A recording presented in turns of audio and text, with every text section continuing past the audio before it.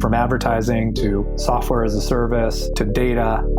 Across all of our programs and clients, we've seen a 55 to 65% open rate. Getting brands authentically integrated into content performs better than TV advertising.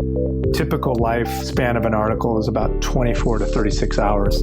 If we're reaching out to the right person with the right message and a clear call to action, then it's just a matter of timing. Welcome to the MarTech Podcast, a Ben J. Schaap LLC production. In this podcast, you'll hear the stories of world-class marketers that use technology to drive business results and achieve career success. We'll unearth the real-world experiences of some of the brightest minds in the marketing and technology space so you can learn the tools, tips, and tricks they've learned along the way. Now here's the host of the MarTech Podcast, Benjamin Shapiro. Welcome back to the last episode of Influencer Week on the MarTech Podcast. This week, we're going to do a deep dive into one of the most impactful and cost-effective ways to drive growth, influencer outreach. Each day this week, we've published an episode that covers how you can target, reach, create, and market influencer content.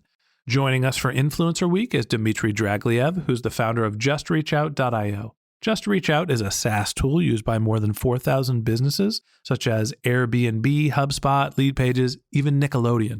It helps you pitch relevant bloggers, influencers, and journalists to get exposure through press coverage without the help of PR firms. Outside of his work on JustReachOut, Dmitry runs the PR That Converts coaching program, which has helped over 500 entrepreneurs get publicity and go from hundreds to thousands of visitors within a few months. Dmitry has a wealth of information related to influencer outreach and public relations, and we're super excited to have him here as our guest. So far this week, Dmitry and I have covered how you can build your influencer targeting list, how to build relationships with influencers, how to build marketable assets when you're talking to an influencer, and how to get the most out of that content. And today, for our last episode of Influencer Week, we're going to talk about how to measure the impact of an influencer outreach campaign. Here's the last installment of Influencer Week with Dmitry Dragilev from JustReachOut. Dmitry, welcome back to the last episode of Influencer Week on the MarTech Podcast.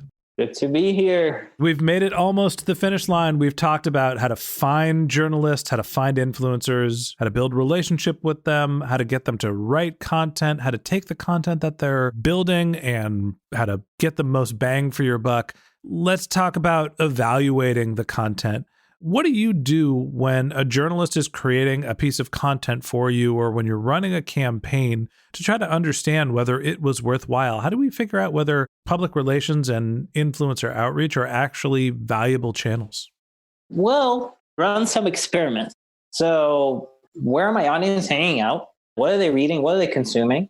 And let's try and figure out whether my guess at who they are and where they are at is a good one. So to run experiments, I do a lot of different stuff. So I'll go and, of course, any founder or any marketer should know pretty much a marketing persona, right? And types of publications they think that they read. I'm usually trying to test things on a very basic level. So I'll go and comment on a popular article just to see if my comment would solicit comments back from other readers around the topic I commented on. That's a signal that maybe this is a good blog to maybe try and get PR going around. Because I think the types of comments I received in response to mine probably are good ones. Maybe I'll go and find Hacker News or Startup Digest, or I'll go look at Product Hunt or different forums to see where my audience might hang out and launch some type of content on these subreddits or something like that. Or I'm looking for avenues or signals of those publications and try to test different types of questions and answers type of content out there to get a sense of, is this the right audience to go after or not? And if I get a good hunch based on comments and discussions, then I think it's good to go and invest in PR around these types of publications. It's a little hard to just invest too much into it. So I always have a goal. Am I going to get this many customers out of it, this many visitors out of it, this many email signups out of it? And then I test. So I understand the idea that you're using the commenting features for popular publications to see what the engagement looks like for a specific audience. You're basically trying to understand if there's a heartbeat for them and how it relates to their interest in your products or services. How do you try to figure out what the ROI is? You mentioned having goals for email signups or lead generation. How do you estimate what the value of an article will be before you spend all the time trying to build a relationship with the journalist? My usual metric is email subscribers because my whole business revolves around email subscribers. I generally think that it's much harder for a person to pay you money when the first time they learn about you somewhere and they come to your site, but it's much easier for them to give you their email address and then you can build further relationship with them. There's tons of remarketing and lots of different cool things you can do with people who visited your site as well. But I come up with one metric that is going to be a success metric for my campaigns, and I stick to that metric. So for me, it's usually emails. So I can do retargeting. I can do all sorts of stuff for people read about me on Fast Company. They came over to my site. They've left. They have given me their email address. Then they came back. And there's a chat bot that opened up, whatever. Like at the end of it all, I want their email address. Once I get their email address, success. So I urge everybody who's listening to this now, like think of what that metric would be and try and think how the process is going to work and see if it actually would make sense. And then from then on, the success of it is easy to measure. The problem comes when you get 3 or 4 or 5 or 6 articles, but that's not a worry that most people listening to this probably have. So it's coming up with that metric. And then the bigger metric is, what do you want out of this thing? Why do you want PR? Why do you want spotlights on you? Who cares? Maybe you should be doing SEO content and ranking for a keyword. What's the reason? What's the overall goal here? Was it like awareness? Or is it really worth that much time and effort to brag that you were on Forbes? Probably not. It's not that hard. And these days you look at, oh, I was on Forbes, like whatever. Usually doesn't matter as much anymore. Well, I think that there's a credibility component that you're talking about with being able to say that you were mentioned or have an article published on a publication that people assign credibility to. Just like with SEO, there's a transfer of value, right? It's public relations link juice. People are then assigning credibility to you because your brand is next to theirs. And I think there's some intrinsic value that's very difficult to quantify. I'm more interested in understanding, how do you benchmark? You're looking for email signups. Everybody has their own KPI. How do you benchmark what the expected return is from an individual article before you chase after it? A lot of times, it's just a lot of experimentation. So for me, when I look at all my past endeavors, I can see which ones have given me the most conversion. But honestly, it's that gauge that I was talking about in the beginning is before you start working on a specific publication, you go and you comment on some articles, or you look at the types of comments other people leave. And that single thing should give you some kind of hunch as to whether you should engage with these types of people, whether you should be there. And I tell you, like 3 years ago, I was way too hungry, right? I ran like AppSumo deals and I tried to get traffic from anywhere. So I thought, oh, Noah has millions of people there. I just want to get in front of them. And it does put you on the map. It did put me on the map, and the signal versus noise thing kind of worked out for me with that. But it brought me so many customers that just were the worst fit ever for me. What I didn't do back then was really engage in those comment discussions on appsumo.com and figure out, is this the type of audience I should be engaging with truly? Or is this the type of audience just sits there and buys any cheap thing that comes through the email because it's kind of like a Groupon type of thing, AppSumo. And these days, I try to be a bit more sophisticated about it and just look at how people converse on this publication, what kind of articles are coming out, how people react to them, and get a sense, just the feeling, all right, these are the types of people that read this stuff, engage with it, and they would engage with my stuff because this is what they love. And that's usually my first instinct to go after a specific publication, commenting and striking up conversations. And there's tons of other things you can do, right? Your typical thing, you'll go to SimilarWeb, or you'll go to Alexa, or you'll go to Ahrefs or SEMrush. You look at the number of visitors each site gets, the traffic there. The intent of that might be like, all right, this is 5 tips on how to increase growth for your startup. Marketers probably looking for that. So you're looking for something that is getting some traffic, got some people visiting this thing every day.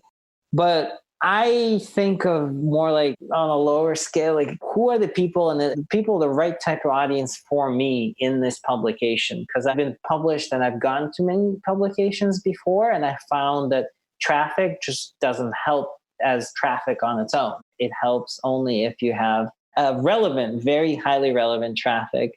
So that's what I typically do. I'll go back and do a lot of commenting back and forth. So commenting is a way to gauge the value that a audience might have to you. And then once you're seeing that there is a signal, you're going back and doing all the things that we talked about during Influencer Week to try to get that publication to talk about you. In general, when someone's thinking about running an influencer campaign or a PR campaign, how do you think about the budget and effort and time they are or should be putting in to run an effective campaign? I think your goal as to what you want to get out of this thing should be very realistic, and it should be very specific. So that's number one. And then number 2 is figuring out just the process that you're going to go through and just being realistic to all the benefits this thing is going to bring you and how this will be sustainable going forward. So a lot of times I just want to be in New York Times and that's all I want to do. And forget about goals. I just want to be in New York Times because, listen, we're going to get traffic. We're going to notoriety. This is going to be third-party validation. This is going to be the best thing ever.